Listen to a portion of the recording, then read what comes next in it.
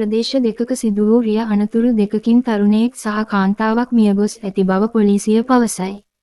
ඊයේ 29 එම අනතුර සිදුව තිබුණේ චුන්නාකම් සහ කහටගස්දිගිලිය යන පොලිස් වසම්වලිනය. චුන්නාකම් පොලිස් වසමේ කන්දරොඩේ පුත්තූරු මාර්ගයේ තුවක්කයි ප්‍රදේශයේදී අතුරු පැදියක් එක්වරම අතුරු මාර්ගයකට හැරවීමේදී එම දිශාවටම පිටුපසින් ගමන් කළ අතුරු පැදියක් ගැටී අනතුරක් සිදුව ඇත.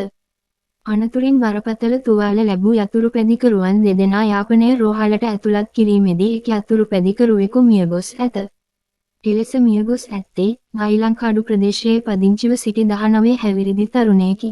මේ අතර කහටගස්දිගිලිය පොලිස් වසමේ තම්මැන්නාව උපුල්දෙනිය මාර්ගයේ කටුකැලියාව ප්‍රදේශයේදී ත්‍රිරෝද රථයක් රියදුරට නින්ද යාම හේතුවෙන් මාර්ගයෙන් ඉවතට පැන කොන්ක්‍රීට් කණුවක ගැටී අනතුරක් සිදුව ඇත.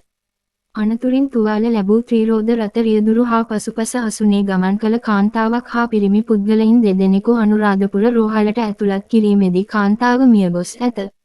එලෙස මියගොස් ඇත්තේ උපුල්දෙනිය ප්‍රදේශයේ පදිංචිව සිටි 43 හැවිරිදි කාන්තාවකි.